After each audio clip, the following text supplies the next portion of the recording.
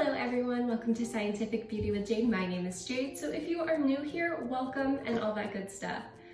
I know that summer is just around the corner. We just had our first glimpse of spring, even though a lot of us are stuck indoors for our first bit of spring. As we transition into this, there's going to be the ever-presence of the sunshine, and I love sunshine. I love bathing in it, I love feeling warmth on my skin, but I also understand that there are some dangerous things that come with the UV rays associated with the sun. So I'm going to teach you how I add SPF into my makeup routine and just my daily routine in general, because I think it's very important to remember that as much as we love the sun, we have to protect ourselves from it. And I think because I am very pale and I have very low melanin in my skin, I particularly need to be protected, but there is a misunderstanding that people who have more melanin in their skin don't necessarily need as much, don't need any sunscreen at all. But that is misinformation. People who do have more higher melanin count don't need as much SPF, but they do need SPF in general. When the sun damages your skin, it's not just affecting that outer layer of skin, it actually is changing and damaging your DNA. Your DNA is made up of 4 nucleotides.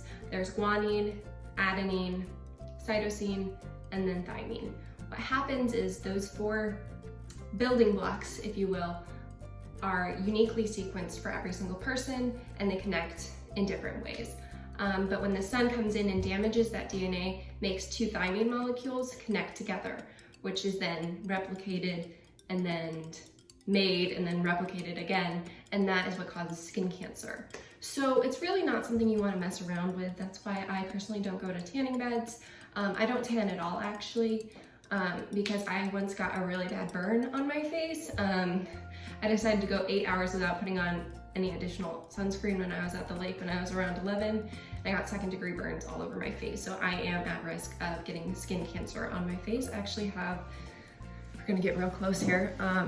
If you can see a faint scar across my nose. It has faded, thankfully, with time, but it used to be really, really pronounced. So I take this very seriously, and I think most people should, because it is your health and you don't want to mess around with it. So the first thing I do is, obviously, I think sunscreen. That's the #1 thing that you can do.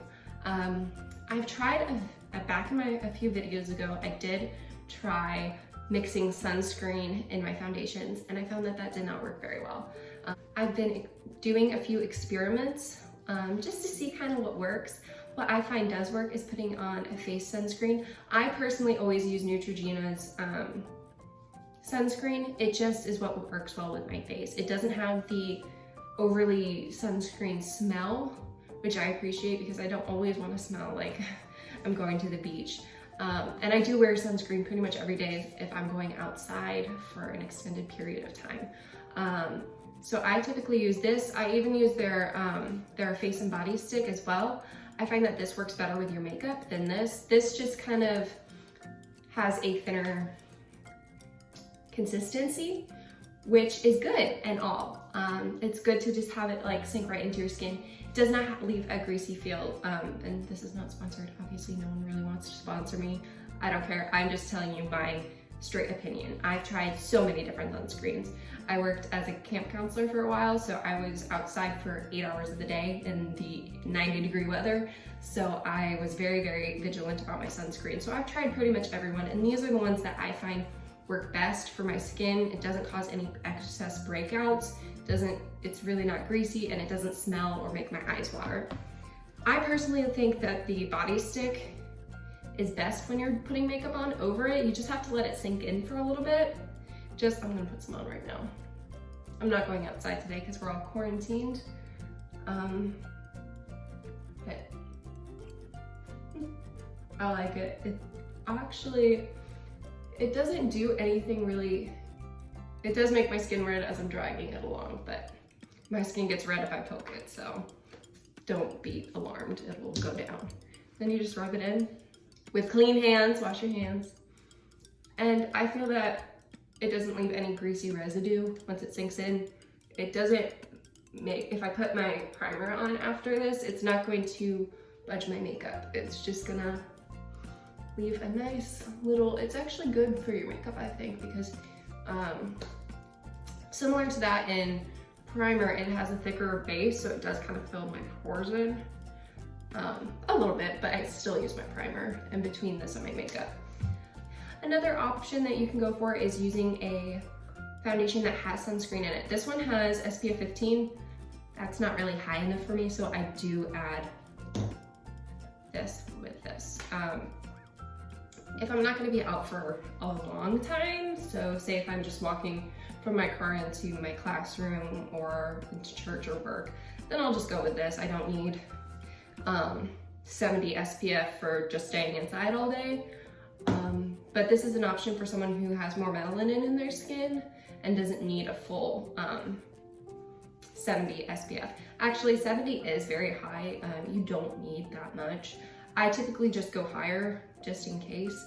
There's not really a price point change between 15 and 30 and 30 and 50 and 50 and 70, etc.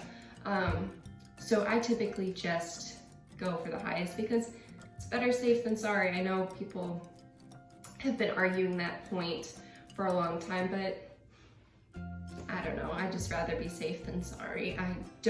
There's been so many conflicting science point of views, so I'm just gonna go with a higher SPF and just be done with it.